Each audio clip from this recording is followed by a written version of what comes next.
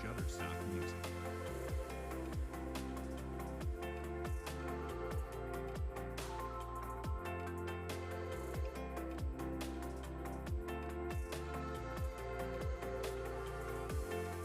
Shutterstock Music.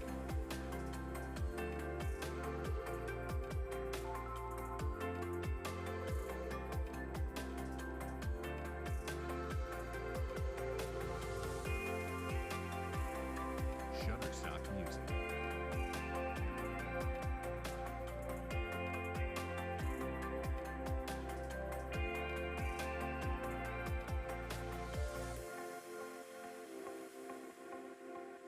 Shutterstock Music.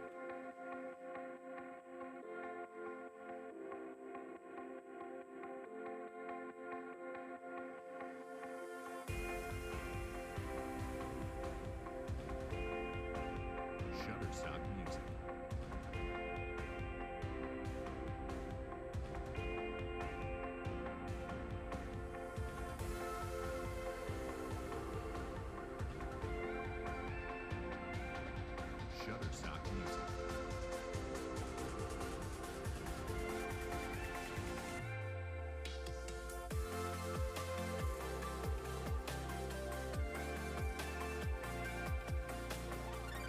Shutterstock Music.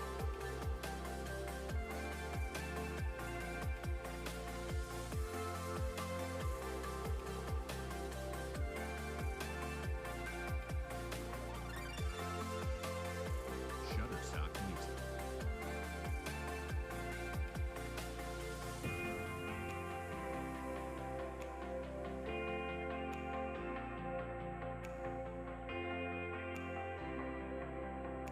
Shutterstock Music.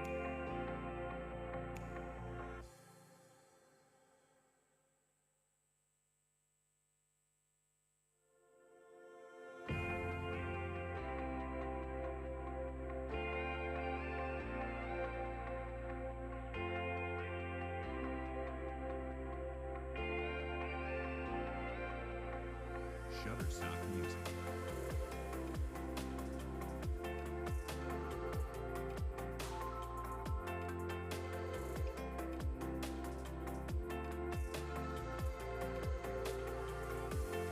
Shutterstock Music.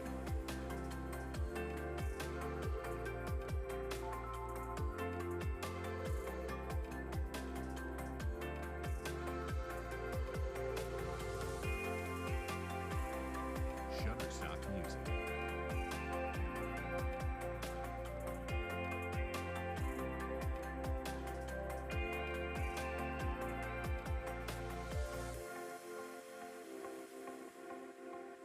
Shutterstock Music. Shutterstock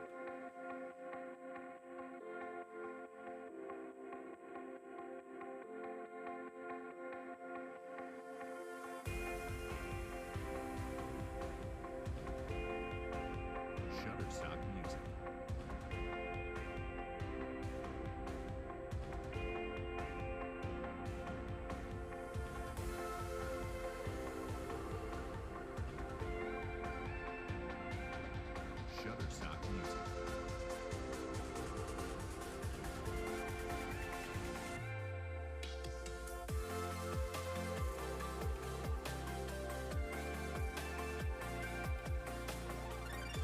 Shutterstock Music.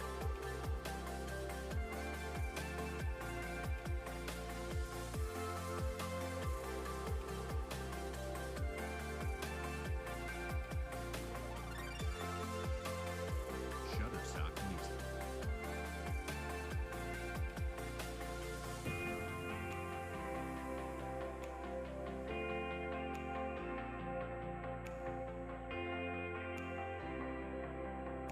Shutterstock Music.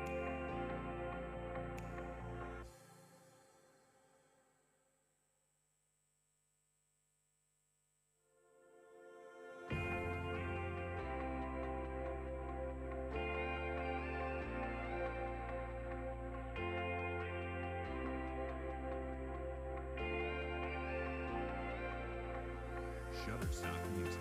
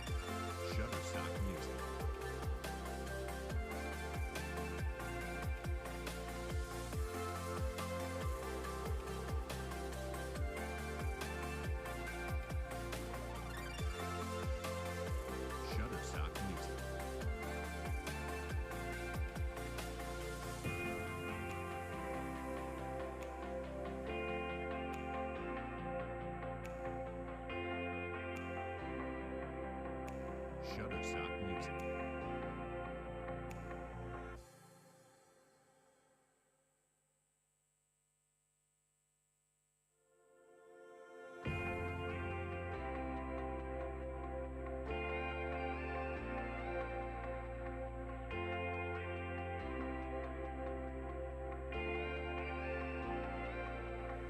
Shutterstock Music.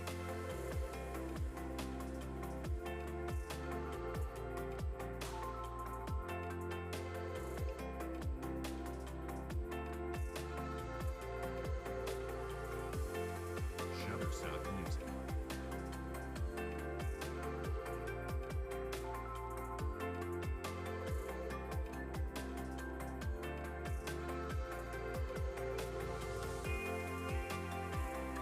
Shutterstock Music.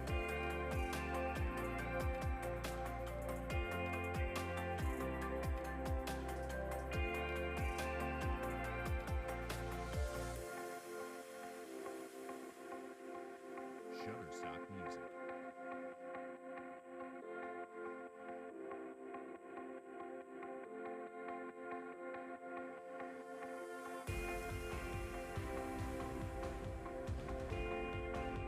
Shutterstock Music.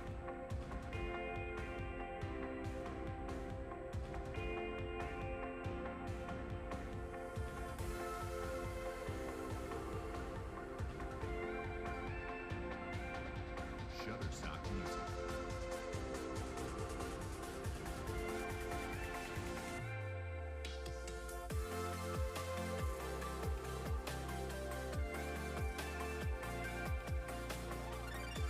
Shutterstock Music.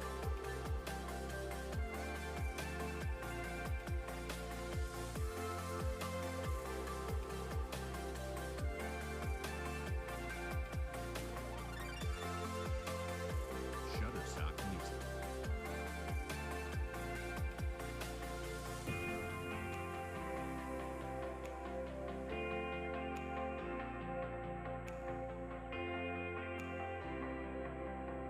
Shutterstock Music.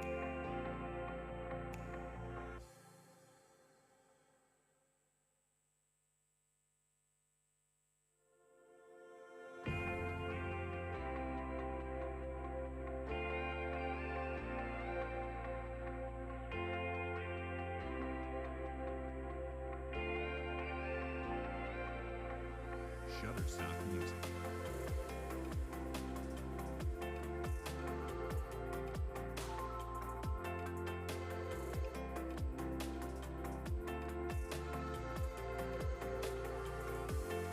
Shutterstock Music.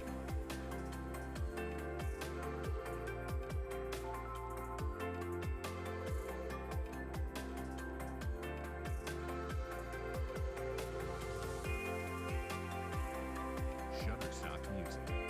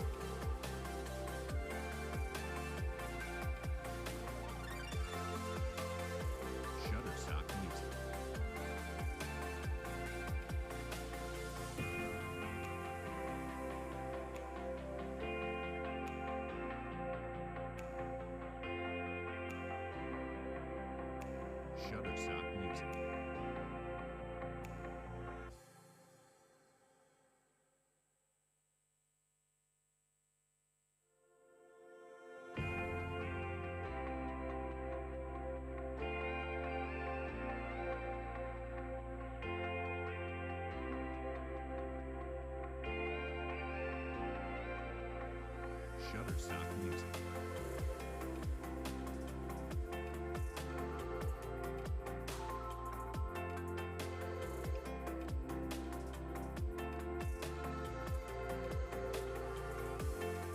Shutterstock Music.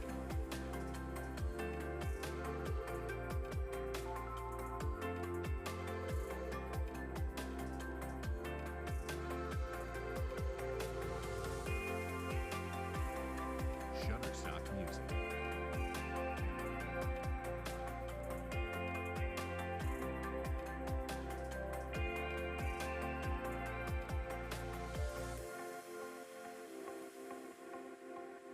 Shutterstock Music.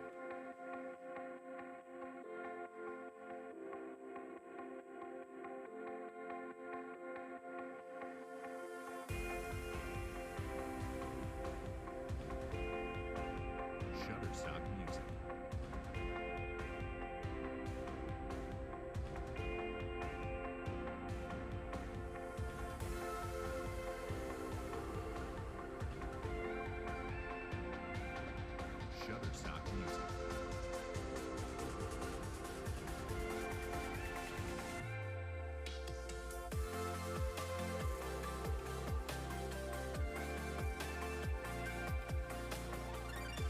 Shutterstock Music.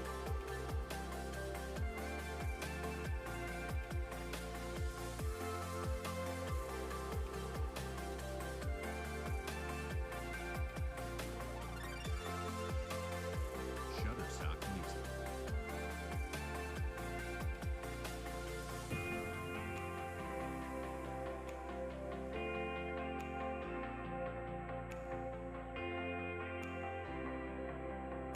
Shutterstock Music.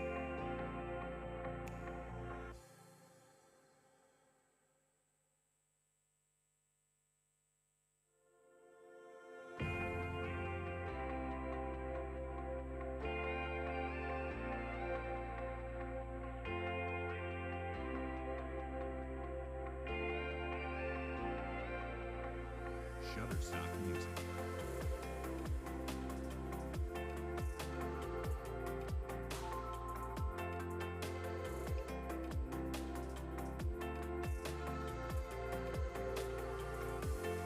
Shutterstock Music.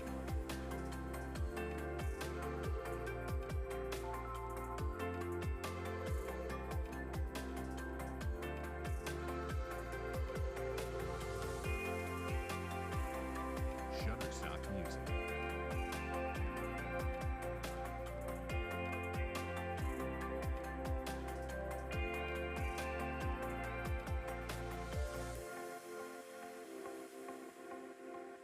Shutterstock Music.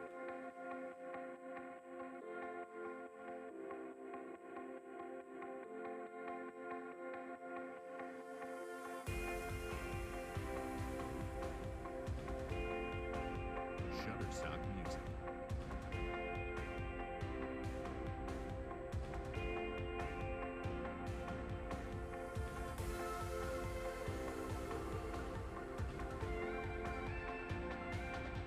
Shutterstock Music.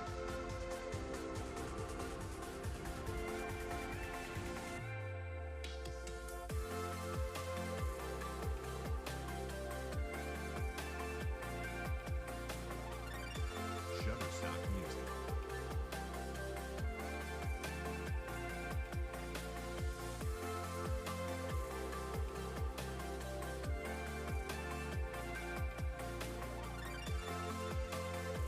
Shutterstock Music. Shutterstock Music.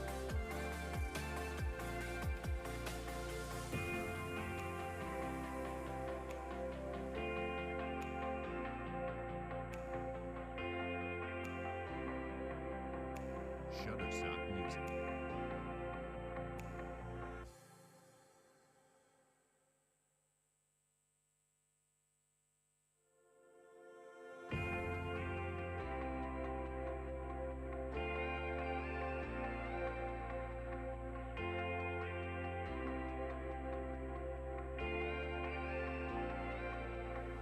Shutterstock Music.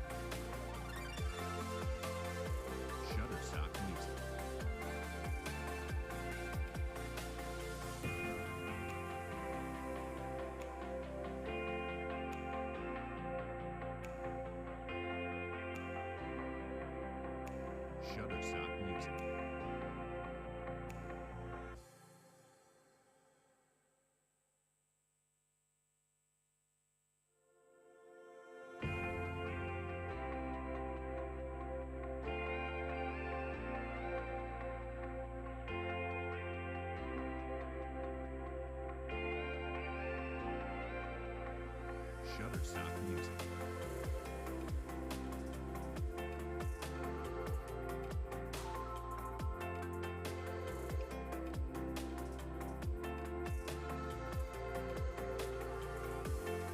Shutterstock Music.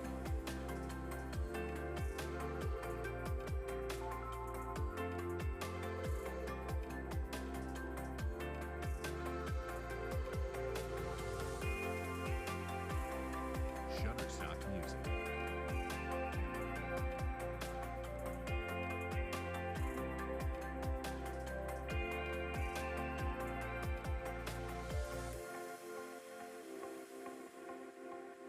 Shutterstock Music.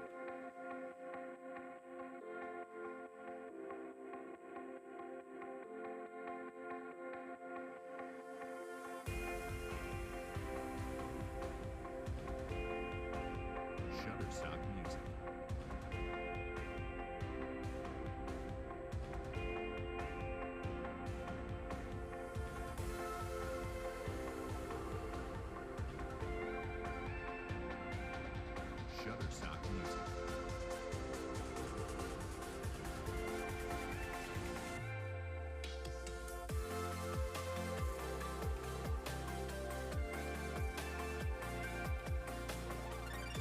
Shutterstock Music.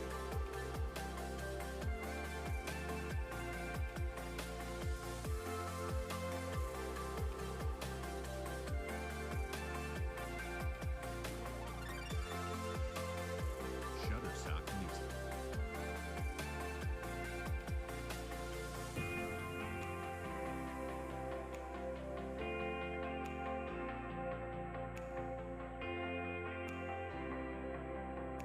Shutterstock Music.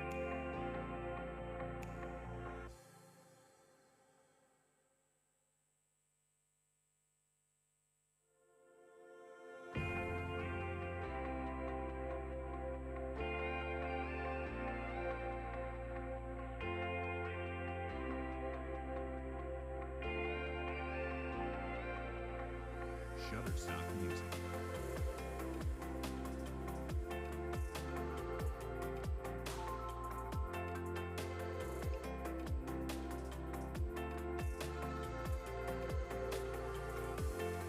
Shutterstock Music.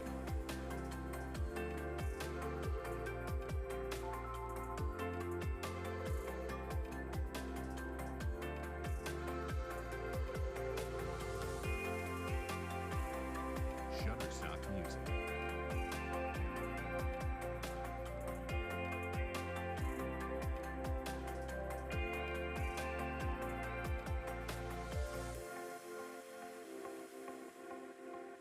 Shutterstock Music.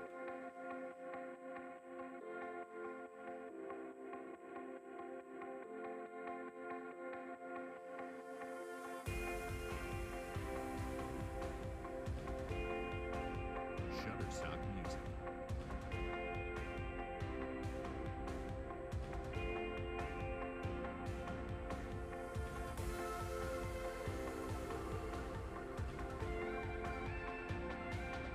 Shutterstock Music.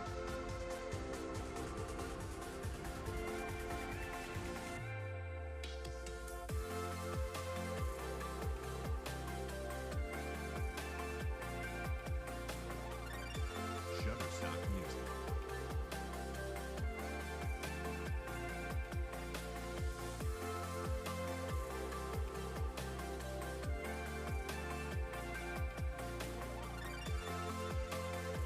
Shutterstock Music. Shutterstock Music.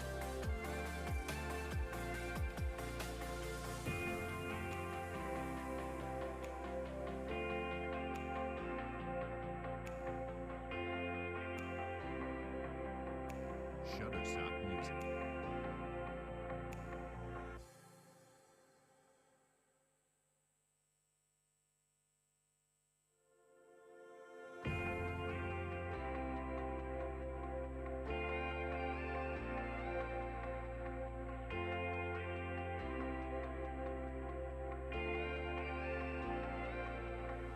Shutterstock Music.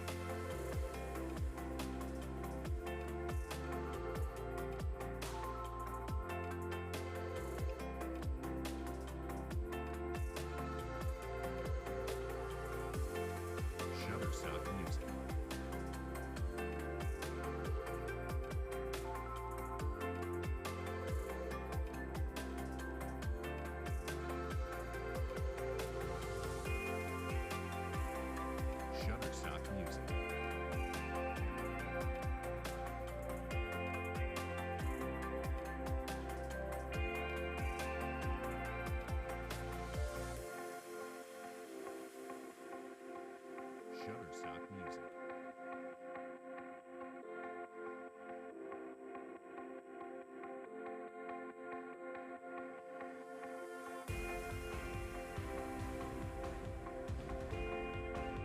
Shutterstock Music.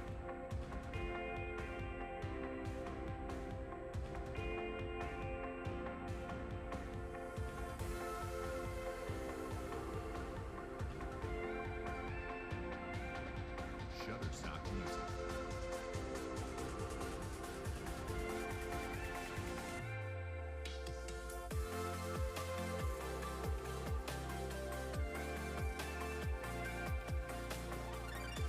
Shutterstock Music.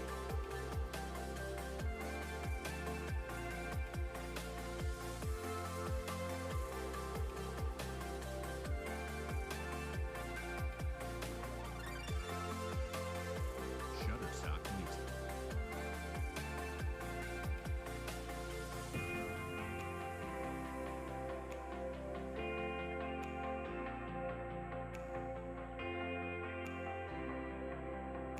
Shutterstock Music.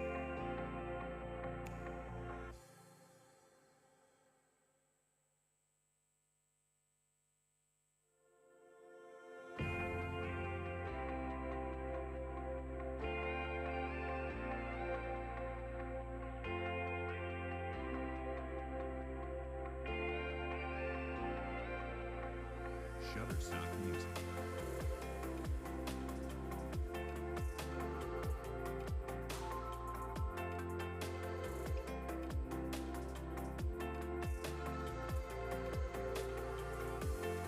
Shutterstock Music.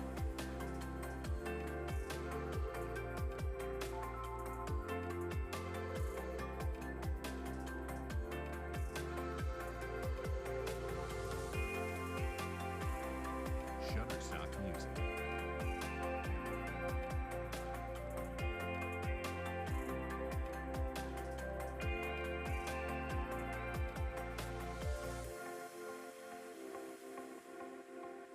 Shutterstock Music.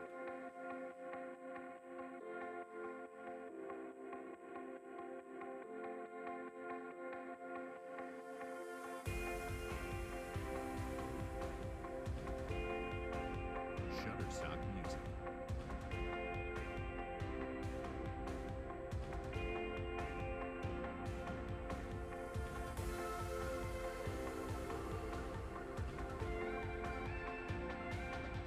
Shutterstock Music.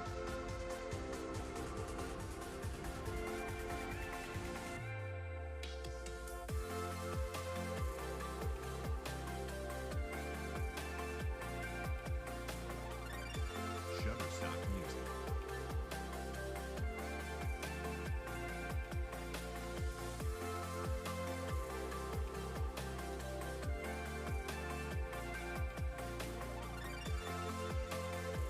Shutterstock Music.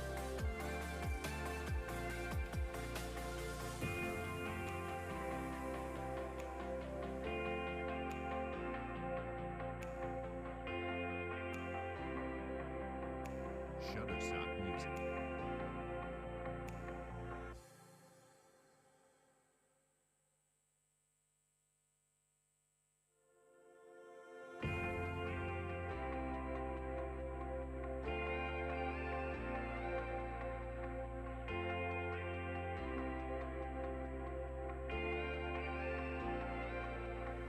Shutterstock Music.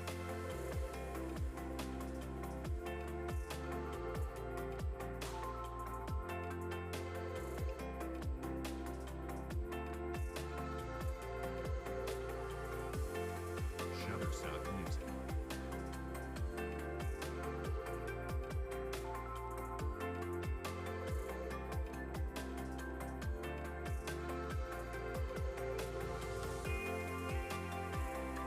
Shutterstock Music.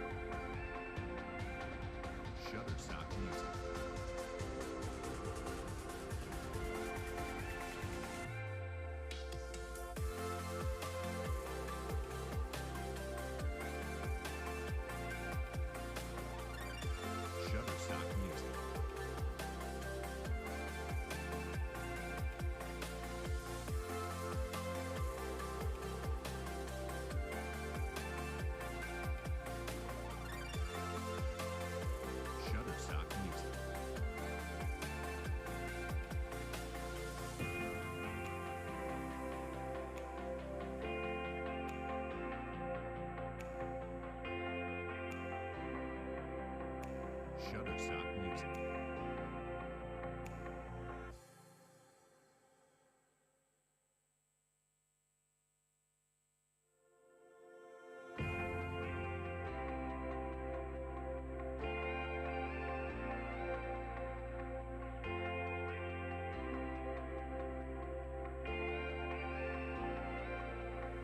Shutterstock Music.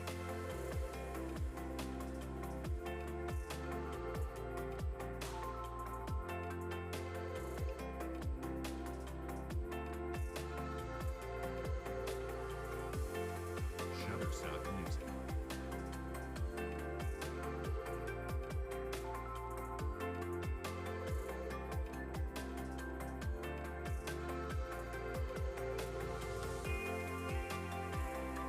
Shutterstock Music.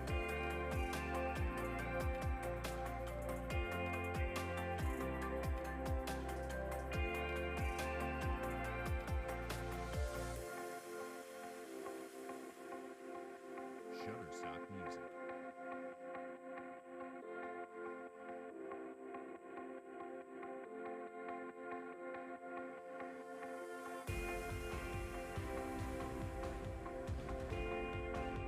Shutterstock Music.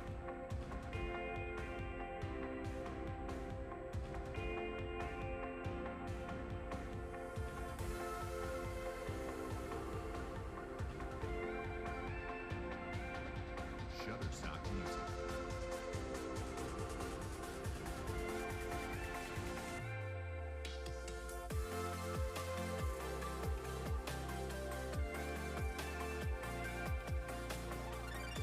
Shutterstock Music.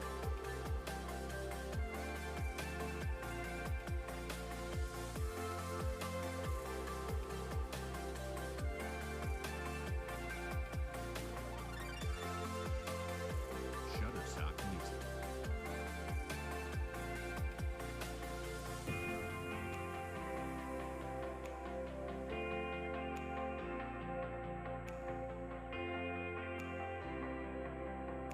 Shutterstock Music.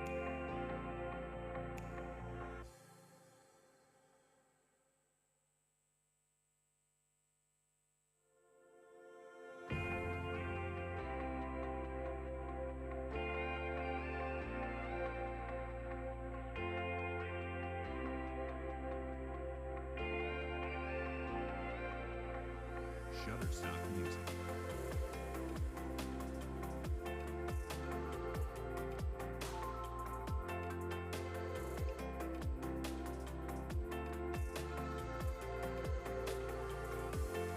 Shutterstock Music.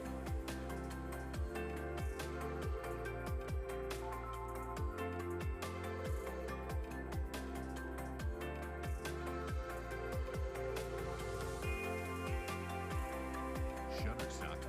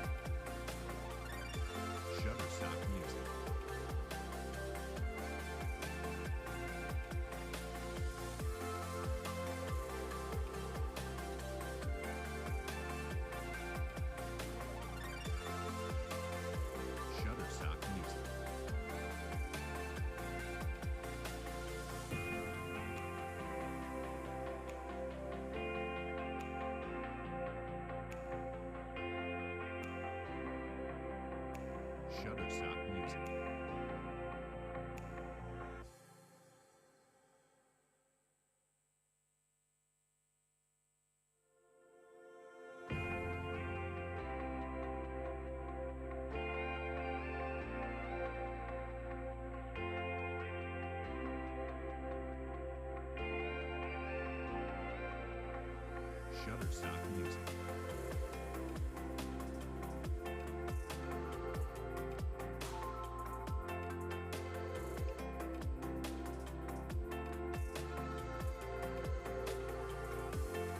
Shutterstock Music.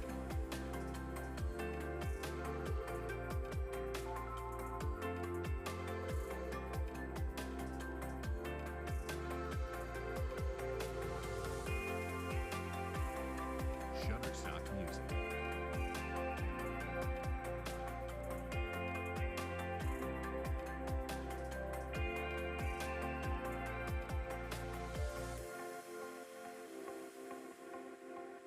Shutterstock Music.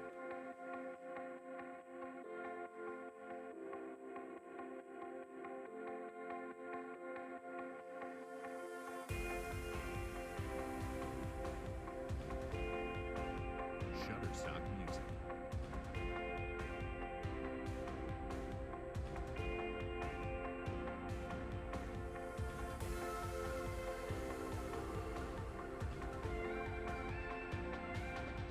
Shutterstock Music.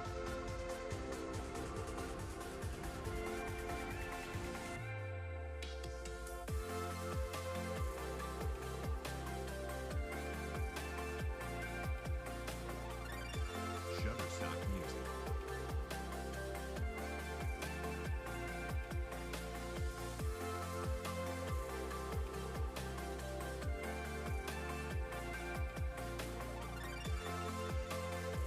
Shutterstock Music.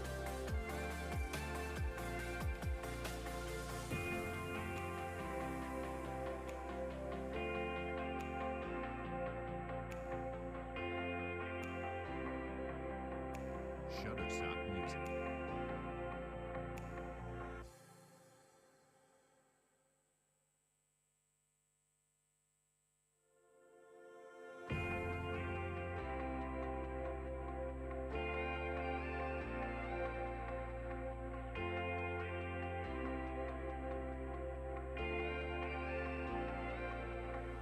Shutterstock Music.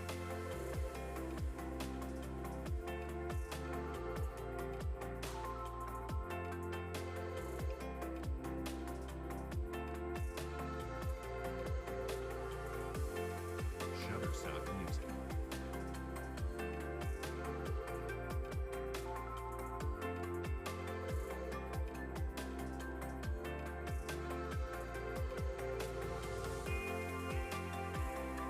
Shutterstock Music.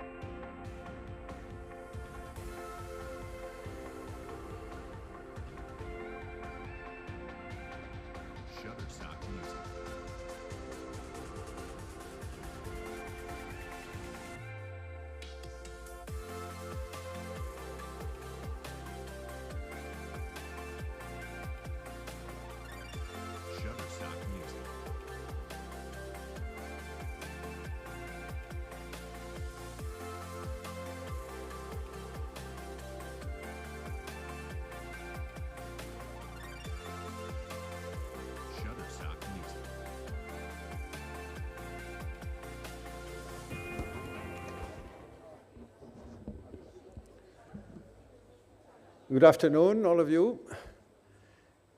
It is my great pleasure to welcome Hida Ploeg and all of you here this afternoon for a reinitiation of the Champalimaud Cancer Talks. For the time being, is a slow kind of thing, but live, three-dimensional, as they say these days. So it's very nice that we take up this series again. And it's particularly pleasant for me to introduce Hida Ploeg, who was kind enough to accept to come. He has already been here.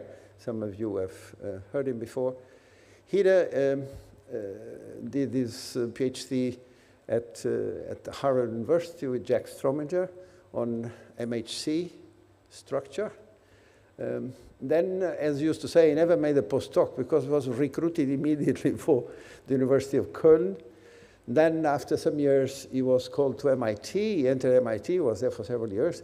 Then he moved to Harvard, and then back to MIT, and then back to Harvard again, where he's now in the hospital for sick children. He defines himself as a biochemist, but we know biochemists are modest usually. So he has used his competences in biochemistry in a number of fields, in biomedical research, in immunology, in cell biology, in many things. And his contributions are many. I don't want to spend much time saying it. I want to say one thing about Hida. He covers a lot of ground as a scientist. And I'm sorry, he asked me not to say many things, but I have to say this one. He's the best lecturer I know. I've heard it many times, and every instance I confirm that conviction I have. I'm not preempting anything, but a good close friend of ours used to say that he's such a good lecturer that he needs actually to have no data to give a fantastic talk, which is not the case, but he is a very good lecturer, and I'm sure that you'll all enjoy it as much as I. Hida, please.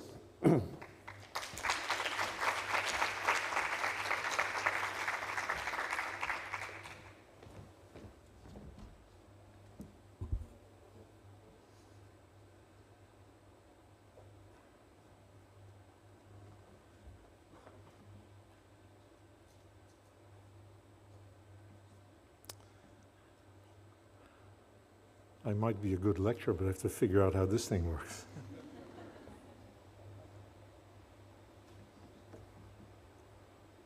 There we go. All right. Well, it's a great pleasure to be here. I think my last visit to Champalimaud was maybe 3 years ago.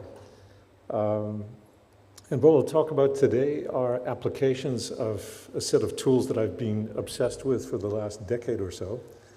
And these are nanobodies. I'll explain to you what nanobodies are and how we put them to use, both for diagnostics and for therapeutic applications.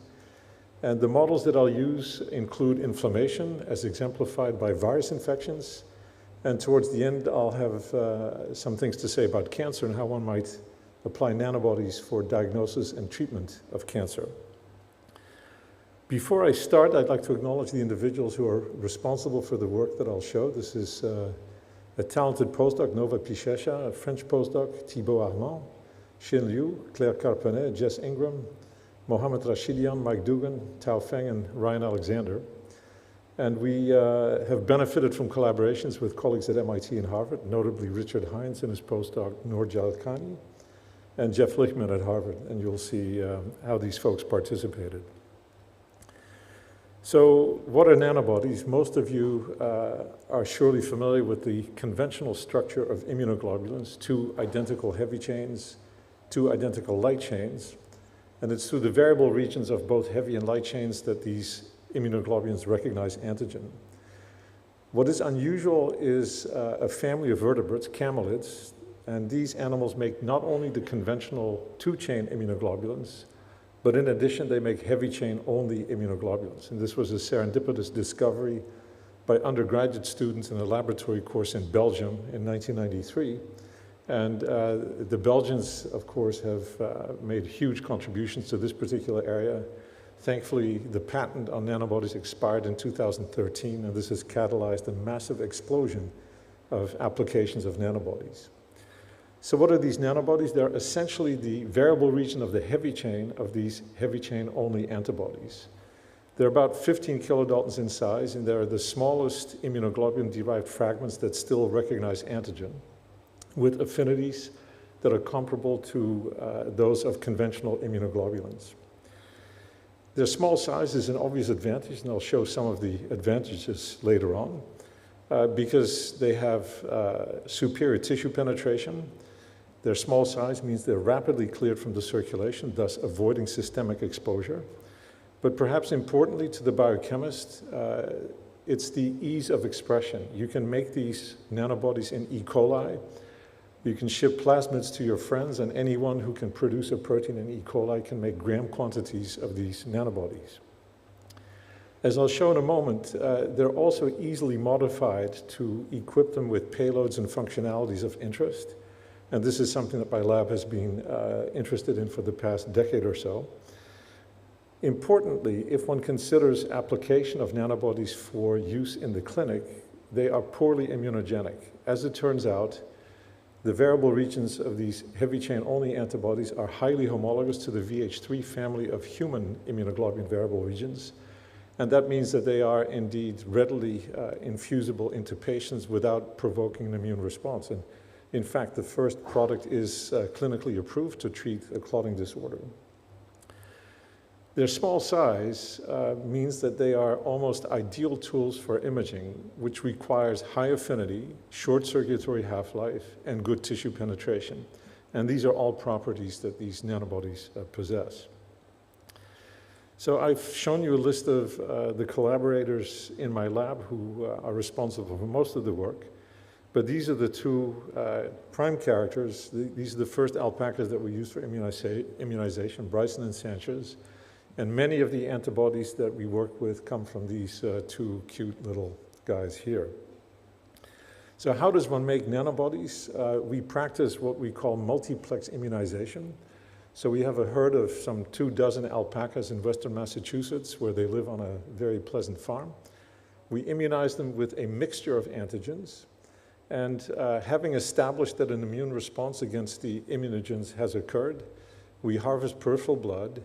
From this blood, we harvest the mononuclear cells, and then using primers uniquely specific for the variable regions of these heavy chain only immunoglobulins, we can amplify selectively the variable regions of these heavy chain only antibodies. The amplified product is then cloned in a phage display vector such that at the tip of the phage, a fusion protein exists that includes the nanobody so that we can use these phage to select on immobilized antigen those nanobodies of interest. And even though we can immunize one animal with up to 24 different antigens, one can of course deconvolute the resulting library by screening on individual purified proteins that have been immobilized. And in this fashion, we can greatly economize on the use of animals.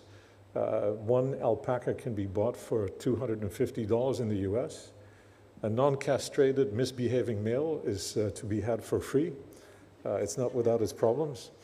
But in any case, this is a very cost-effective way of making high-quality immunological reagents. The expression can be done in E. coli or in mammalian cells, and like I said, yields of tens of milligrams per liter are not exceptional at all. So the following slide shows a short list of nanobodies that we commonly use in the laboratory, and they cover most of the markers of immunological interest, CTLA4, PD-L1, class 2 MHC, you name it. And this list continues to expand. By mining the patent literature where the sequences of these nanobodies are disclosed, one can easily synthesize gene blocks and then for laboratory use express nanobodies of interest in the appropriate quantities. And I'll show some examples along the way. Now, one of the mainstays in my laboratory is a chemoenzymatic transformation of these nanobodies, which allows us to install on each nanobody site-specifically and in absolutely quantitative yield any payload of interest. So what you see in this slide is a target protein of interest. In our case, of course, this would be a nanobody.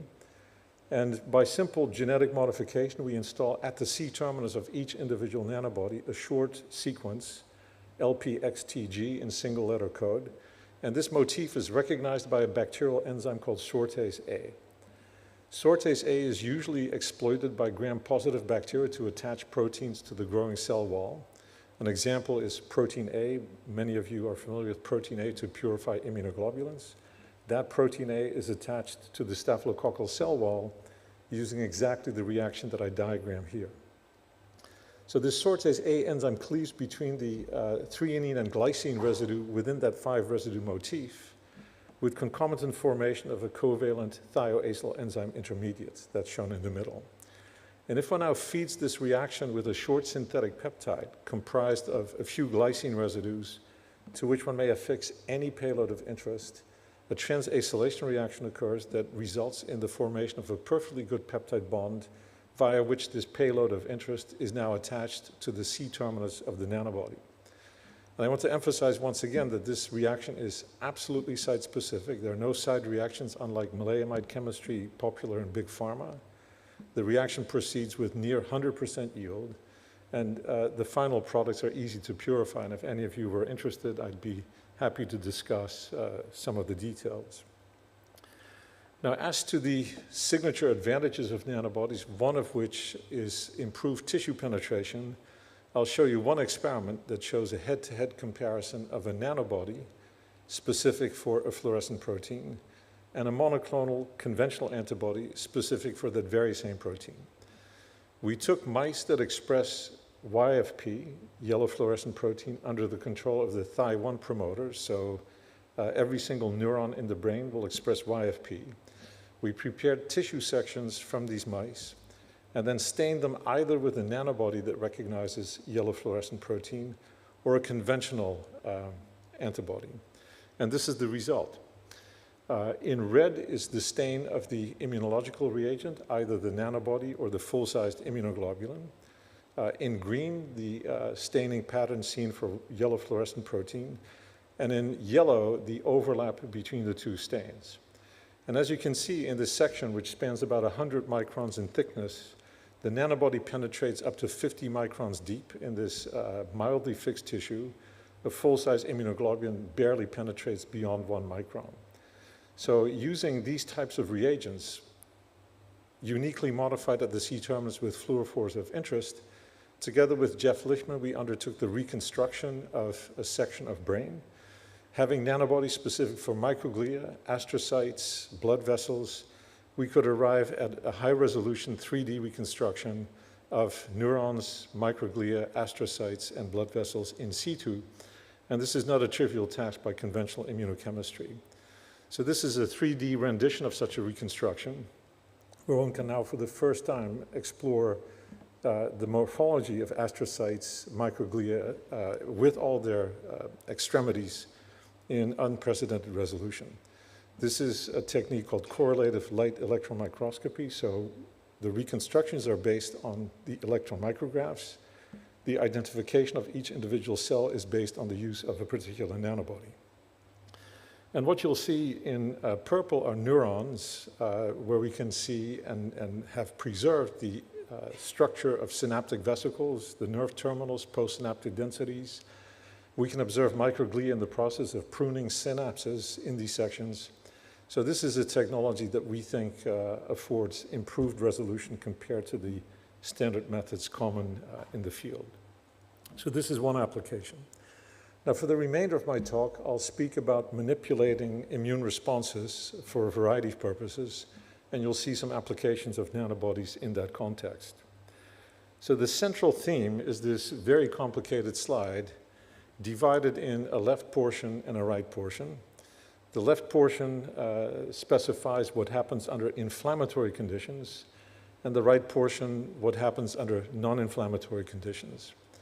The blue cell in the center is a professional antigen-presenting cell. It could be a dendritic cell, but any class 2 MHC positive cell will fit the bill. And we hypothesized that if it were possible to target antigens specifically to these antigen-presenting cells, we could improve immune responses, both in terms of eliciting a desirable immune response, as is the case for vaccination, as well as suppressing unwanted immune responses, as would be the case for autoimmune disease. So let's start with a vaccine-based approach, and not surprisingly, my lab, like everybody else under the sun, became interested in SARS-CoV-2, COVID-19. And the idea here is that the antigen-presenting cell, which constitutively expresses class 2 MHC products, can be targeted by producing a nanobody that recognizes class 2 MHC products. And to that nanobody, we attach the antigen of interest. The idea is that the antigen-presenting cell will now acquire this adduct between nanobody and antigen, process it into class 2 peptide MHC complexes, which then allow activation of the appropriate helper T cells. And these helper T cells are obviously important in assisting B cells to produce high-affinity antibodies. Moreover, these antigen-presenting cells can also trigger CD8 positive class 1 MHC restricted cytotoxic T cells. So our assumption has been that by specific delivery of antigen to these professional antigen-presenting cells, we can trigger both class 1 MHC and class 2 MHC restricted responses. So in these boxes are the key events that I've just tried to summarize. Step 1 is to deliver to these antigen-presenting cells an adduct composed of a nanobody to which we attach the antigen of interest. This adduct will be internalized, processed, and turned into class 2 MHC peptide complexes, step 2. And this would assist helper T cells in their activation. And step 3 would be a similar type of response, but now focused on CD8 positive class 1 MHC restricted T cells. So the idea here is to not use a virally vectored vaccine. Today's news in the newspaper was that the Johnson & Johnson vaccine is no longer approved for use except in unusual circumstances because they use an adenoviral vectored preparation. What we propose instead is a purely protein-based preparation with no replicating entity, no nucleic acids, and still achieving the same goal. So our VHH7 is an example of a nanobody that recognizes mouse class 2 MHC products. It does so without distinguishing between the various allelic products, so we can use this across a wide variety of genetically disparate strains. And using the sortase reaction that I've explained to you, we can affix any antigen of interest to the C-terminus of this particular nanobody. And what we have done is to perform a head-to-head comparison of the spike protein of SARS-CoV-2 immunized in the presence of a conventional adjuvant in comparison with our nanobody antigen adduct. And what you'll see in this slide here on the left is the immunization scheme. So 2 weeks before the second injection, a first antigen is delivered. 2 weeks after the last injection, we harvest a small sample of blood and measure antibodies. And the 3 conditions contained on this slide are animals that receive adjuvant only, the black dots, the spike protein in the presence of conventional adjuvant, the blue dots, and in red, the MHC class 2 vectored vaccine, if you will. And what is immediately obvious is that the total titers of circulating immunoglobulins are vastly increased when we deliver the vaccine preparation directly to antigen-presenting cells. This is shown as a dilution series on the top right and endpoint titers at day 14 on the bottom right. We can also show that these vaccine preparations induce a higher degree of class switch recombination. So as you may recall, a B cell response starts with the production of IgM, and as the response matures and somatic mutations occur, class switch recombination takes place as well. And what is particularly important for mucosal protection is the presence of IgAs, the class of IgA immunoglobulins. And as the diagram on the bottom of this slide shows, for every single isotype that we can measure specifically, the vector preparation outperforms spike with adjuvant alone. And importantly, we can of course take synthetic peptides that span the entire sequence of the spike and ask which of these peptides succeed in eliciting interferon gamma production by CD8 positive T cells. And once again, spike protein delivered with adjuvant only is comparatively poor at eliciting a CD8 T cell response. But if we deliver the antigen in our class 2 specific format, we see vastly improved responses in terms of interferon gamma production by CD8 T cells. And perhaps the key experiment, of course, is does this preparation afford protection in vivo? So we use these famous ACE2 transgenic mice. They can be infected with SARS-CoV-2. And if infected, the sequence of events kills the mouse. As you'll see on the left, a Kaplan-Meier type plot for animals that received adjuvant only, adjuvanted spike, or our class 2 targeted preparation. Only the animals that receive the class 2 targeted preparation survive and do not sustain weight loss. In the other cases, the animals do much worse. And even animals that receive adjuvanted spike do not control the infection.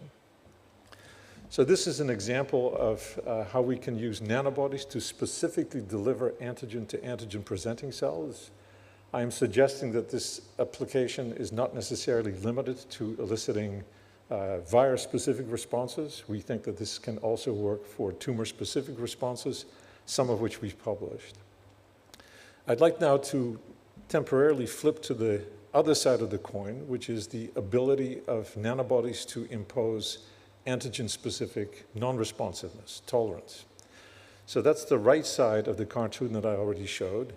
Here the idea is to deliver antigens implicated in autoimmune disease under non-inflammatory conditions. And the immunological canon would have you believe that if you present antigen via dendritic cells under non-inflammatory conditions, profound non-responsiveness is the outcome. So we will test that. So the model that we use is a mouse model of multiple sclerosis, a condition called experimental autoimmune encephalitis.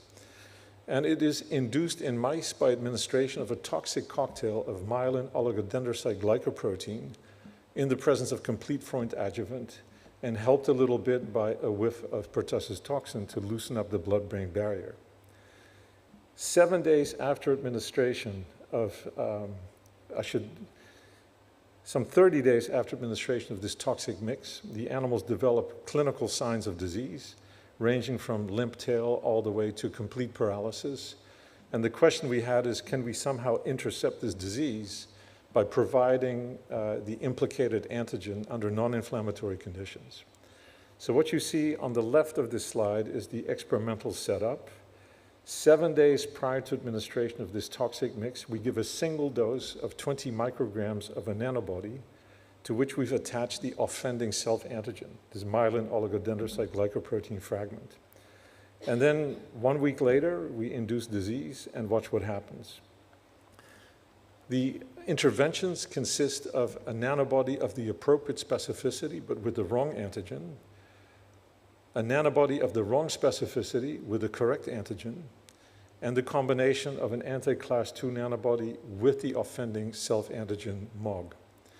And as the cartoon on the right shows, only animals that receive the appropriate nanobody conjugated to the appropriate antigen are completely refractory to induction of disease. This resistance is persistent. Having established this state of non-responsiveness, we can come back a few weeks later and try again to induce disease. Animals, once rendered resistant to induction of disease, remain completely refractory to induction of EAE. You might say, this is not fair. Patients don't show up in the doctor's office expecting to become sick. Patients show up when they're symptomatic. So the question then becomes, can we intervene in animals that are already symptomatic? And this is where the inflammatory part comes in. The disease, of course, requires that the blood-brain barrier be damaged. There is inflammation, there is cytokine production. And you might say, if you add to this situation more antigen targeted to antigen-presenting cells, wouldn't that be like adding fuel to the fire? And the answer is yes. If you do that, if you treat symptomatic animals with the cocktail that I've just described, some 30 to 40% of the animals will proceed to develop what's called a cytokine storm, and they will die. So there is a way to address this, and this is by providing at the same time an immunosuppressive drug, for example, a corticosteroid like dexamethasone. So we have opted for targeted delivery of dexamethasone to the very same cells implicated in triggering pathology. It is chemically possible for us to make dexamethasone derivatives that we can attach to nanobodies in exactly the same type of reaction that I've already shown you. So what we'll do next is to co-administer a nanobody that delivers the offending self-antigen together with a nanobody that targets those very same antigen-presenting cells, but now delivering dexamethasone. And I can tell you that the effects we observe would require orders of magnitude higher concentrations of free dexamethasone for similar effects. So here's the result. We first induce disease, and then on the far left, you'll see a series of animals that we started treating when they had reached stage 1 of this condition, which is limp tail. Co-administration of the nanobody and self-antigen together with nanobody dexamethasone adducts completely arrests disease progression. In the middle, we can take animals that have reached stage 2, which is hind limb paralysis. We see a complete arrest in progression, and the symptoms even improve. These animals typically go from stage 2 to stage 1. Animals that show complete hind limb paralysis, stage 3, can also be treated, and we see arrest in disease progression. So even symptomatic animals can be treated with this approach, provided one delivers not only the offending self-antigen, but also an immunosuppressive molecule at the same time. And I repeat, the concentrations of dexamethasone that we deliver are about 200 to 1,000-fold lower than what we would typically use in the clinic to achieve immune suppression. And that benefit accrues mostly, we believe, because we can specifically deliver the drug to the cells implicated. Of course, we're interested in the mechanisms that might underlie this profound state of non-responsiveness. There's a lot of mechanistic work ongoing, but one example, there's an immunoinhibitory molecule called LAG3, certainly known to the tumor immunologist amongst you. If we perform the same experiment in LAG3 deficient mice, we fail to establish complete tolerance. So there is implication that some of these inhibitory molecules are important. The ability to intercept autoimmune disease is not limited to this one condition, which is a polyclonal T-cell disease. There's an accelerated model of type 1 diabetes in which one takes T-cells from a T-cell receptor transgenic mouse, BDC 2.5. These T-cells recognize an antigen displayed on the beta cells of the pancreas, the source of insulin. And the epitope recognized by these particular T-cells has been identified. There's a synthetic peptide that mimics the epitope seen by this particular transgenic T-cell. If one activates these transgenic T-cells ex vivo and then transfers them into a diabetes-prone recipient, the so-called NOD mouse, these animals will develop hyperglycemia like clockwork. By day 8, they're all hyperglycemic. So in this case, we do exactly the same thing. We transfer in our activated BDC 2.5 T cells, expecting that these animals will become hyperglycemic. A day later, we intervene either with the nanobody that targets class 2, conjugated to the MOG peptide, the one that I used in the preceding experiments, or we use the nanobody conjugated to the appropriate peptide epitope recognized by these BDC 2.5 T cells. And as the graph on the right shows, delivering phosphate buffered saline or the wrong antigen, these animals indeed become hyperglycemic, every single one of them. Animals that receive the tolerogenic mix, as we call it, remain normoglycemic for as long as we observe these animals. There's a third model. I will not show you the data for that, but in the BALB-C mouse, there's an arthritis model that operates pretty much according to the same principles. We see exactly the same result. So we believe it is possible to intervene in the onset or severity of autoimmune disease through interventions of the type that I've just discussed. I'll return to the infectious disease models and inflammation in a little bit, but I'd like to turn to a different imaging modality, which will then allow me to turn back to the story at hand, which will finish with cancer. I've pointed out that these nanobodies are small, they have a short circulatory half-life, and that is exactly what an ideal in vivo imaging agent would require. So the method that we've pursued is positron emission tomography, a clinically useful and relevant method. There are 3 isotopes of interest to the radiochemist. F18, commonly used because fluorodeoxyglucose is of course used in the clinic, as you know, to detect metastases. Any metabolically highly active tissue can be visualized using F18 labeled fluorodeoxyglucose. It's commercially available, which is a huge advantage, but its half-life is 110 minutes, and that poses severe challenges for synthesizing these imaging agents. On the far left, zirconium-89, half-life 3.3 days, positron yield much worse, but at least it has a half-life that the biochemist can easily work with, and in the middle, copper-64. And we use, in fact, all 3 isotopes depending on the needs of the day.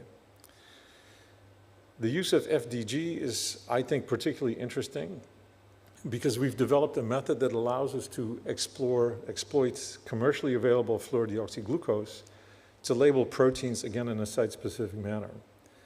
The biochemists amongst you may appreciate the fact that glucose exists in the cyclical form and in the linear aldehyde form.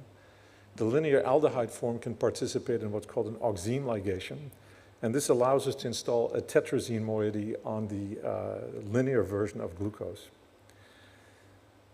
The tetrazine modified FDG reacts with a structure called a transcyclooctene, which is non-radioactive, chemically stable, and we can use our sortase reaction to modify our nanobodies with this transcyclooctene moiety.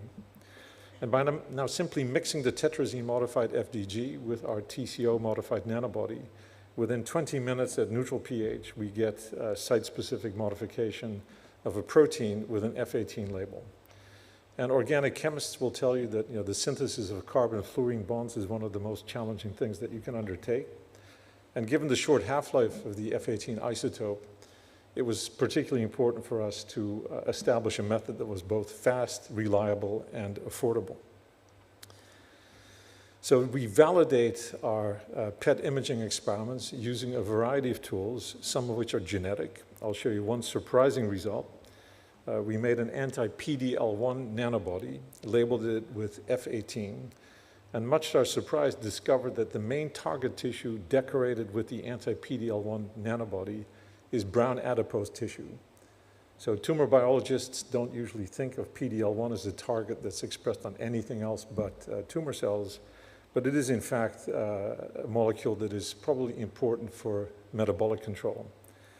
And because of the availability of PD-L1 knockout mice, we can perform a PET imaging experiment in either wild-type animals and in the knockout.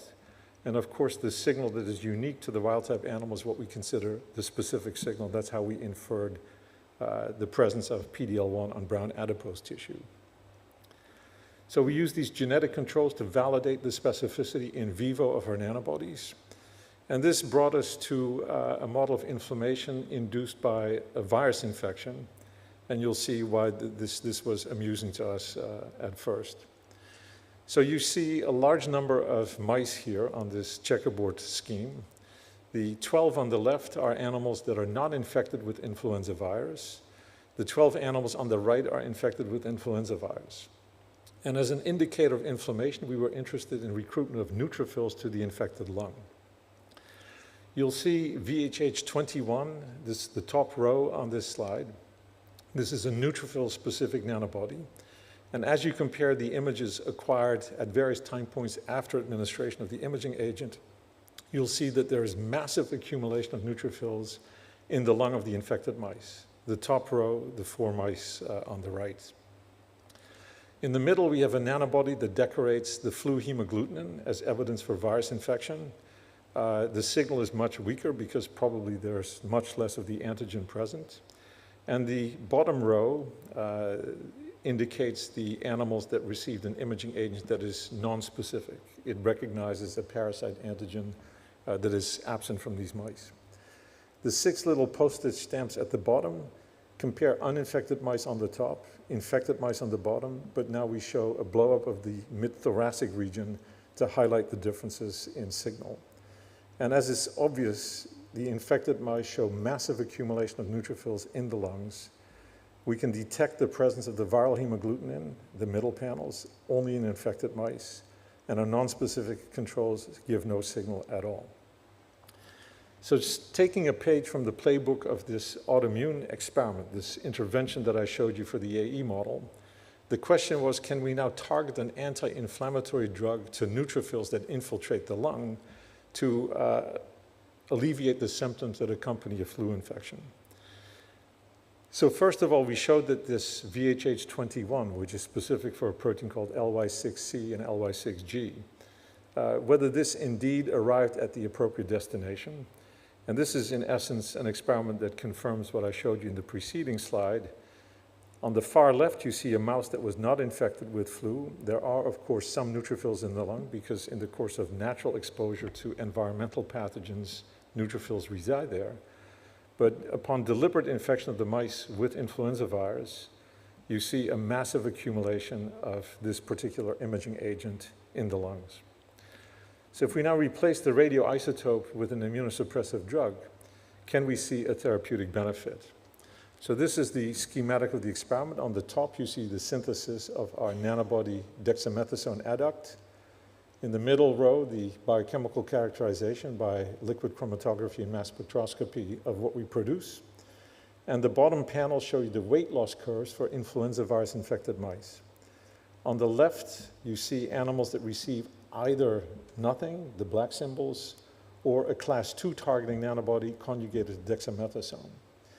In the middle panels, you see the comparison of neutrophil-specific nanobodies conjugated with dexamethasone, and they strongly suppress the weight loss that normally accompanies a flu infection. On the far right, if you simply mix the components or give the nanobodies by themselves. So not only in this model of autoimmune disease can we combat inflammation by co-delivery of an immunosuppressive drug, we can also do this in the context of infectious disease. And that brought us to another idea of perhaps exploiting these nanobodies to fight infectious disease. So in addition to the nanobodies that target surface molecules, we also have nanobodies that recognize the kappa light chain of immunoglobulins. And in the mouse, of course, 98% of circulating immunoglobulins are bearing kappa light chains. And we wondered whether if we could make a fusion or somehow modify the anti-kappa nanobodies with an agent that recognizes the pathogen specifically, would it now be possible to recruit polyclonal immunoglobulins to the virus-infected cell? So as you see on the top, the adduct composed of anti-kappa and some anti-pathogen specific component will bind to circulating immunoglobulins. The pathogen-specific component will seek out the infected cell. And by virtue of the fact that polyclonal immunoglobulins are attracted to the infected cells, we hypothesize that complement activation will occur.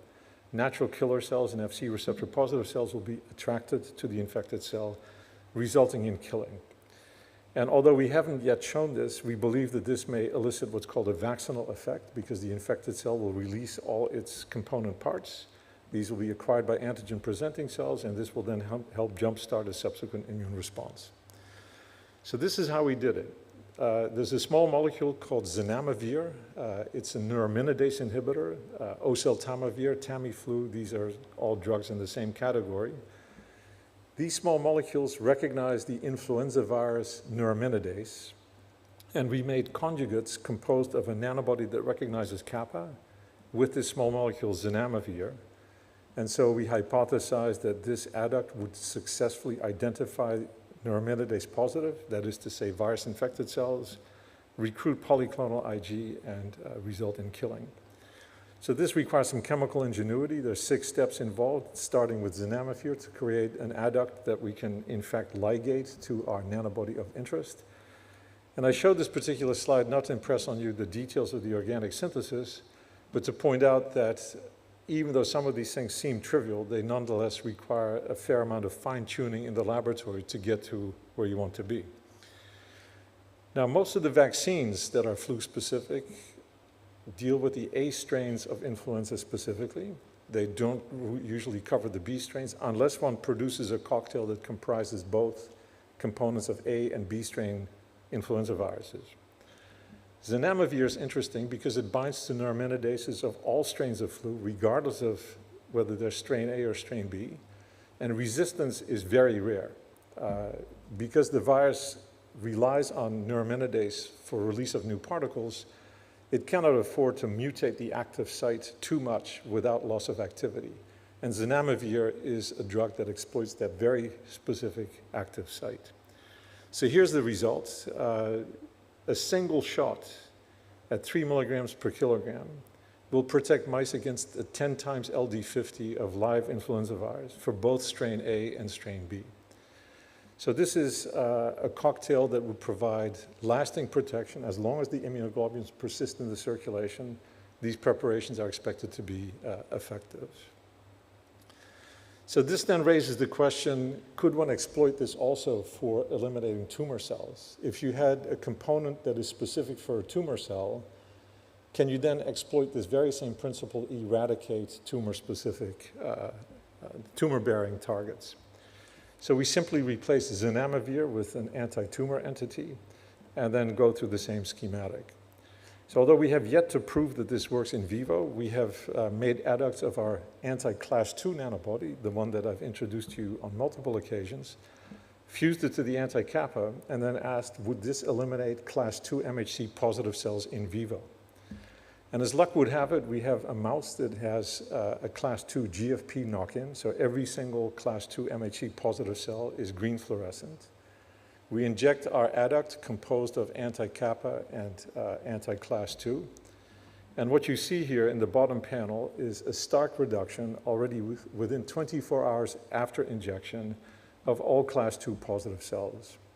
These histograms depict, you see two peaks basically, GFP positive cells on the right, indicated by these brackets, GFP negative cells on the left, those would be T cells, neutrophils, and so forth. And no treatment, of course, the GFP positive cells persist. If you simply mix the two nanobodies without physically connecting them, no impact on class 2 positive cells. But if you make this conjugate, you see this drastic repression of class 2 positive cells. So we strongly suspect that this will be achievable for tumor cells as well. And then let me finish with a section on how we image these events, and then return to what I think is a very encouraging sign that we have, in fact, markers that might lend themselves to feeding into this particular scheme. So we've developed nanobodies for imaging of CD8 T cells, and it turns out that they require some chemical modification to acquire crisp images. What you see on the left are mice that are imaged with unmodified nanobodies on the far left. You can see the thymus and the lymph nodes barely visible. But if we modify these nanobodies chemically by installation of a polyethylene glycol extension, the signal-to-noise ratio improves dramatically. And these are, I would argue, the best PET-CT images that you'll ever see of CD8 T cells in a mouse. We can then use this particular technology to image what happens in tumor models. So, of course, CD8 T cells infiltrate tumors. That's one of the mechanisms by which we hope they are ultimately eradicated. Different tumors are visited by CD8 T cells to varying degrees. Some tumors are cold, some tumors are hot.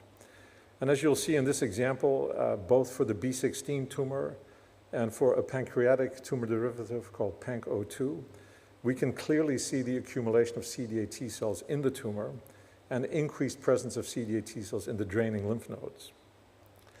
What is nice about positron emission tomography, it is a quantitative method. You can quantitate the amount of radioactivity for each voxel in the final image. And this allows one to create maps of the distribution of CD8 T cells within these tumors. And without going into too much detail, this is being published, by the way, one can show that the response of a tumor to immunotherapy correlates very nicely with the distribution of CD8 T cells within that tumor. So there's a therapeutic intervention called GVAX, GM-CSF, and a cytokine and irradiated B16 tumor cells. If these irradiated cells are co-delivered with this GM-CSF, that preparation has vaccine efficacy against the B16 tumor. Depending on the dose delivered, some animals will respond and some animals will refuse to respond. And it turns out that these PET images can stratify quite accurately responders and non-responders. The responders shown on the top show homogeneous penetration of the tumor by CD8 T cells, The non-responders, shown on the bottom, never achieve this homogeneous distribution. The CD8 T cells are present, but they are distributed heterogeneously throughout the tumor. So this is in the B16 model in response to this GVAX strategy. Checkpoint blocking antibodies like anti-PD-1 are effective in a colon cancer model, and we see in essence exactly the same thing. In the absence of treatment, the 3 PET images on the left, we see this heterogeneous distribution of CD8 T cells in the tumor. Animals that do receive anti-PD-1 treatment and that respond quickly achieve near homogeneous distribution of CD8 T cells throughout the tumor, and this correlates with survival and control of tumor growth. This is the colon cancer model, exactly the same story. And importantly, one can intervene with the trafficking of lymphocytes by intervention with certain drugs. So this compound FTY-720 is a drug that precludes egress of lymphocytes from lymph nodes. The only T cells that participate in the reaction are those that were present at the time we started treatment. And this experiment in essence shows that the arrival of new T cells from the periphery is essential to achieve tumor control and homogeneous distribution of CD T cells within the tumor. Cells of monocytic lineage show similar behavior. In this case, we have, again, the PD-1 treatment model. We apply amounts of antibody such that we have a cohort with partial responders and complete responders. On the left, you see the example of CD11B positive cells distributed in complete responders. On the right, the same experiment, but now a non-responder. We can use this as a prospective diagnostic criterion. In those animals that show heterogeneous distribution, we will never see a successful control of the tumor, and the opposite is true as well. So this allows us to prospectively identify responders and non-responders, extract CD45 positive cells from the tumor, and subject them to single-cell RNA sequencing. And if you look at the far right first, you see that these famous TISNE plots, as they're called, this multivariate statistical approach to deconvolute complex patterns of transcriptional profiles, they allow a near complete and perfect segregation of responders and non-responders. And if one asks, what are the cell types that correlate best with responders and non-responders, perhaps not surprisingly to you, it's the M1 type macrophage that predominates in responders, and the M2 type macrophage that predominates in the non-responders. So we think that these methods, imaging in conjunction with single-cell RNA sequencing, help us identify prognostic factors that may predict outcome of therapy. Now, what's particularly exciting to us, and perhaps to some of you as well, with the new Pancreatic Cancer Center down the road, is the fact that there are markers that might be useful for detection of pancreatic cancer, and more specifically, preneoplastic lesions. And this is a nanobody that recognizes the E3B splice variant of fibronectin. This was a nanobody that we developed together with Richard Hines. And this splice variant is uniquely confined to tumor stroma and the neovasculature. And in this particular experiment, we showed that in the B16 model, having a nanobody that recognizes this splice variant specifically, we can detect metastases of the B16 melanoma. If one injects these B16 cells intravenously, they metastasize to the lung. And as the mouse on the left shows, we can clearly reveal the presence of these metastases in lung tissue. In an heterotopic transplantation model, we can place the tumor on one of the hind legs, and again, the only signal that pops up is that of the tumor. But most importantly, and this is taken directly from our joint publication with the Hines lab, by PET imaging and also by conventional immunohistochemistry, we can reliably detect pannin lesions as the preneoplastic precursors to pancreatic cancer. Happily enough, the sequence of the splice variant is conserved between man and mouse. It's 100% identical. So a nanobody that recognizes this particular splice variant in the preclinical mouse models could be transposed to the human setting as well. I pointed out at the outset that nanobodies are poorly immunogenic owing to their strong sequence similarity with the VH3 family of human immunoglobulin variable regions. And this is why we think that the next step in this journey will surely consist of converting this particular nanobody into an imaging agent, if not a therapeutic entity, that could be useful for pancreatic cancer and other epithelial tumors.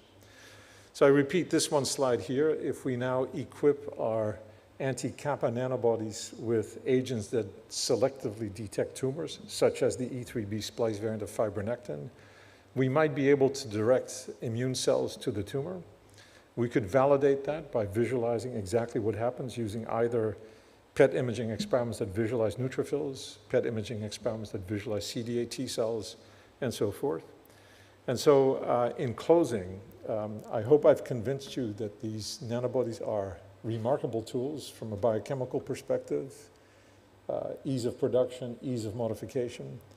I've shown you in a number of preclinical settings that these nanobodies can be useful not only to diagnose ongoing immune responses, but to intervene in the outcome of immune responses, both in a tolerogenic setting and in an immunogenic setting. I've shown you that these nanobodies are in fact ideal vehicles to construct antibody-drug conjugates, one of the most active areas in biotechnology, with the significant advantage of site-specific modification. And then in closing, like I said, I believe that some of the nanobodies currently in hand will prove to be useful for diagnosis and treatment of cancers, including pancreatic cancer. Thank you very much.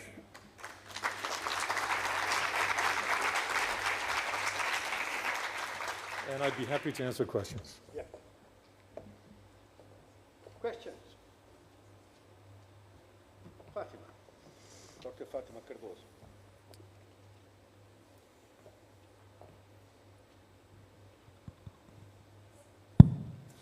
Thank you very much. That was an excellent talk. So in cancer therapy, there is a new class of agents that we call antibody-drug conjugates. And they are being active and used in many types of cancer. One of the problems is because the transporter is an antibody, is the size. And for example, if we want to use them to prevent brain metastases, it is a problem because they don't easily cross the blood-brain barrier, particularly if it is intact.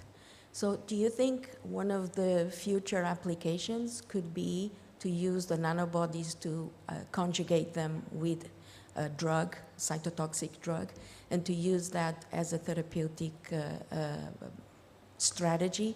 And linked to that is there any toxicity associated with the nanobody itself, or in those circumstances we would only have to care about the toxicity of the cytotoxic?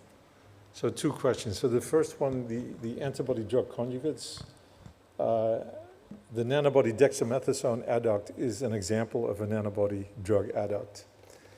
The problem that you mentioned, the poor penetration of intact immunoglobulins and delivery across the blood-brain barrier, is something that we're currently addressing. So there are nanobodies that recognize the transferrin receptor.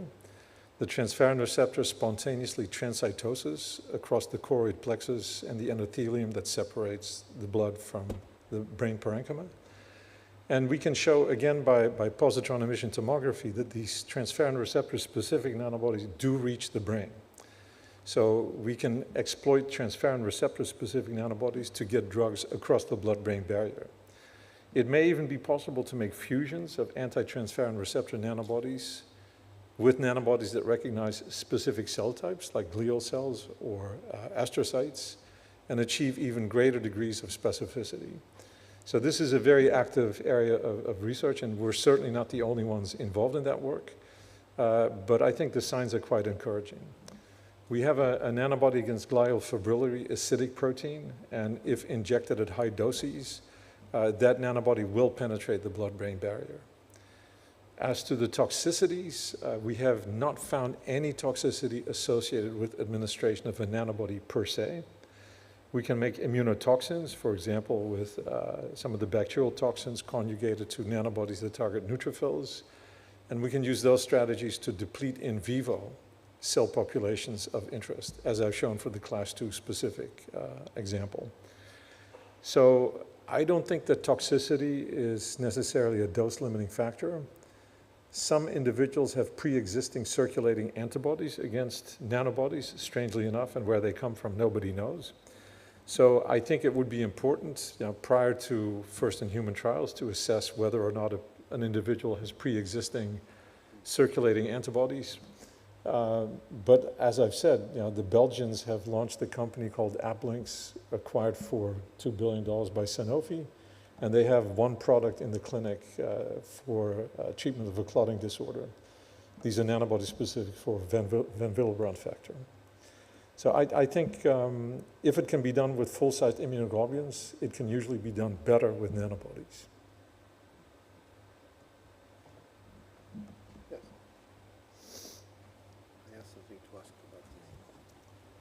Thank you for your wonderful work and the lecture today. In the development of monoclonal antibodies, new drugs have been created that are T-cell engager, B-specific antibodies. We know that with the nanobodies we can recruit polyclonal antibodies and create or enhance ADCC, ADCP, activation of NK. Do you think that is possible also to engage CD3 on Yes. T cells and even recreate with a better penetration what T cell engagers have been? Yeah, there are CD3 epsilon specific nanobodies that are used for exactly the same purpose of the popular single chain FVs. The nice thing again about these nanobodies, and I can talk for the next half hour about the biochemistry there, but they do not require glycosylation. They do not require disulfide bonds. They can be made by fermentation quite easily. And so some of the production issues associated with making bites can be avoided if you shift to a nanobody-based platform. I didn't have the time to go into this, but you can use them as building blocks for chimeric antigen receptors. And again, they are superior in many ways to the single-chain FV format because the nanobody evolved to negotiate the secretory pathway without the benefit of a light chain. So these things were pre-designed, if you will, to serve as standalone units. And this allows one to make T cells that not only produce a nanobody-based CAR, but also T cells that in addition to making a CAR secrete nanobodies, for example, that block CD47. So we've shown that if you block this don't eat me signal by having a CAR T cell secrete a nanobody specific for CD47, it dramatically potentiates the anti-tumor effect. So there's CAR macrophages, the same idea. You can build macrophages that have CARs and equip them with signaling domains that activate the inflammatory cascade in the macrophage, resulting in increased release of proteases that might degrade extracellular matrix of tumors and so forth. So this area is exploding as we speak. Thank you. Thank you.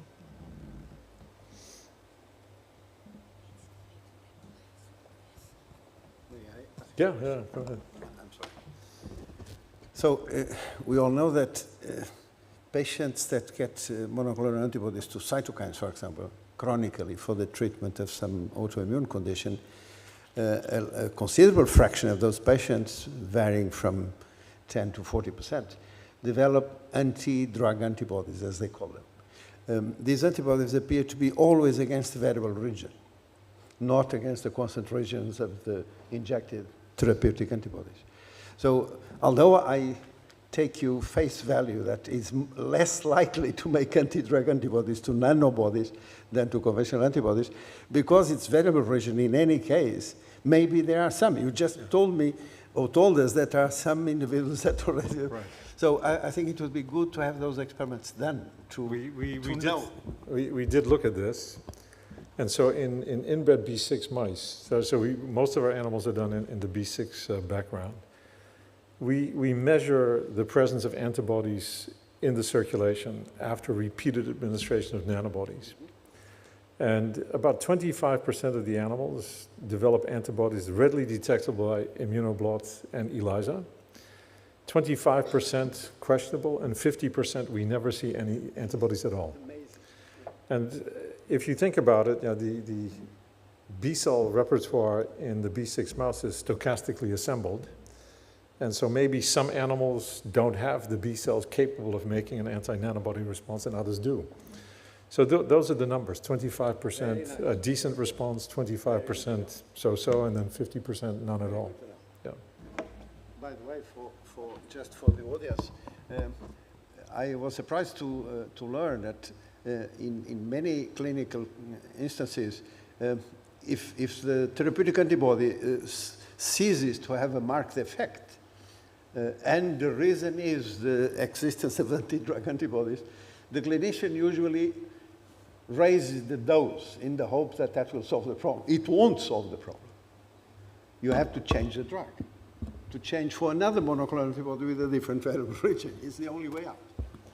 So along those lines, I mean, we have not found any relationship between animals producing antibodies against the nanobody and the therapeutic efficacy that we see. Okay. Oh, So, I see.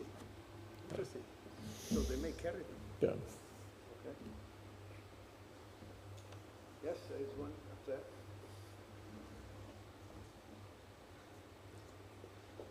Maybe throw it. 25%. That's good. It's just like humans. Yeah. Hello, so first of all, thank you very much for your presentation, beautiful work. My current question is, you talked a lot about the advantages and these wonderful applications and of these nanobodies. And so what are the current disadvantages or roadblocks that you and your team or other teams that are utilizing these nanobodies are facing? Very fair question. So there are two sides to the story, I think. One is, if one thinks of chemically modifying a protein, big pharma will insist on chemistries like maleimide chemistry, NHS chemistry. Why? Because that's what was historically used. That is what the FDA in the USA has commonly approved.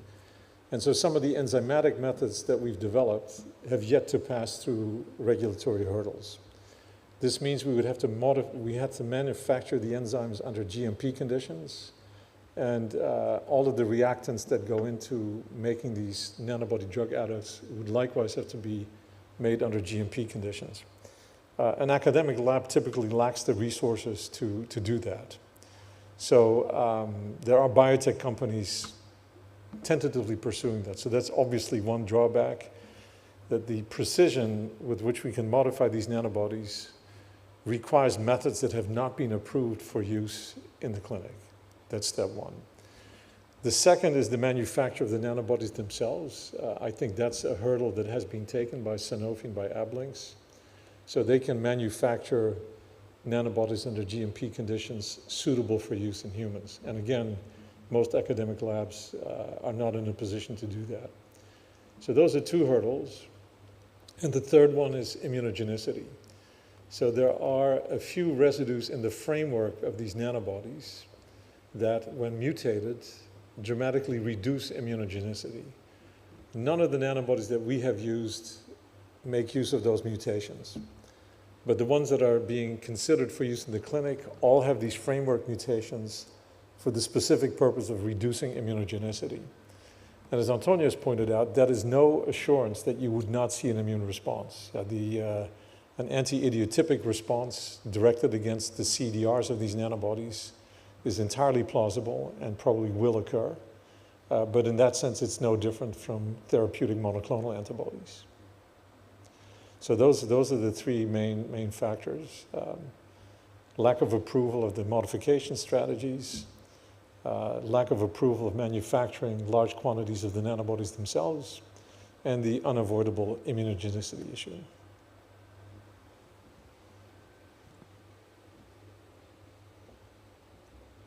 Other questions? One more. One more.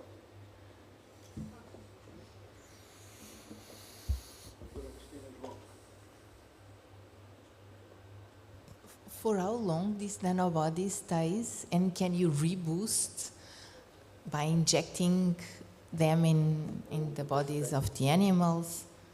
For how long I didn't get the first part of the question. For how long do they stay in the body? So this is exactly the parameter that controls whether or not you can use these things as imaging agents. So many clinicians have tried to use zirconium-labeled full-sized immunoglobulins for imaging purposes. And this is a problem because you inject the patient with a large amount of zirconium-labeled immunoglobulin, and then that patient will have to wait 3, 4, 5 days before he can image because of the inability of the antibody to penetrate the relevant tissues. So this means the patient either is sent home with a lot of radioactivity in the circulation, or you have to sequester them in the hospital until you can do imaging. So this is why the F-18 method is so valuable potentially, because this would allow same-day imaging, half-life of 110 minutes, so you image in the morning, and by the end of the day, the patient can go home without residual radioactivity. The circulatory half-life of a nanobody is 30 minutes in mice. But you can tune the circulatory half-life by modification with polyethylene glycol, or by hooking it up to a nanobody that binds to a serum protein like albumin. So the drug that's approved for use in humans consists of a nanobody that recognizes von Willebrand factor fused to a nanobody that recognizes serum albumin. So the half-life of the fusion then becomes identical to the half-life of serum albumin, which is measured in weeks. So this is the beauty of nanobodies. You can essentially tune the half-life of the therapeutic or diagnostic in accordance with what you want it to do. Thank you. Other questions?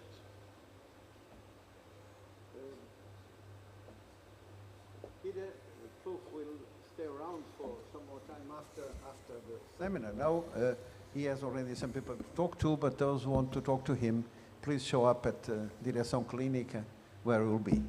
So thanks very much, Hida. It was a pleasure to listen to you.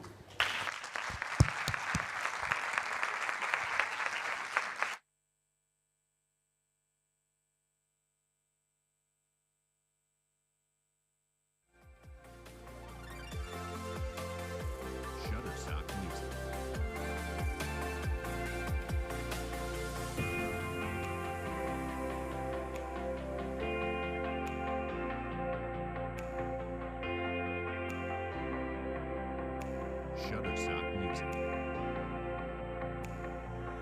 Shutterstock Music.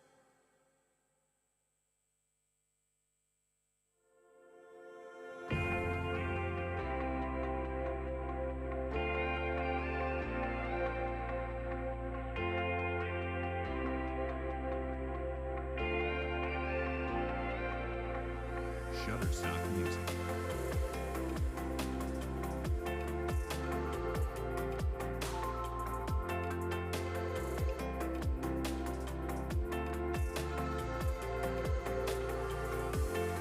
Shutterstock Music.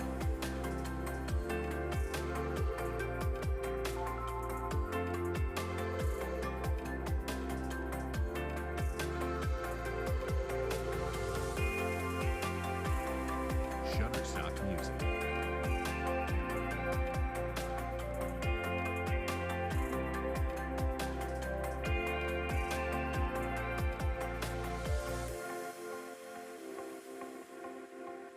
Shutterstock Music.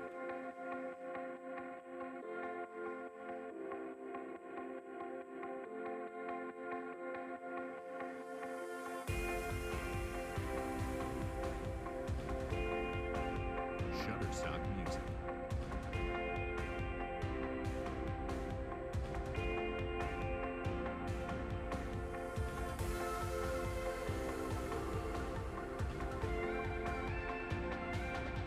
Shutterstock Music.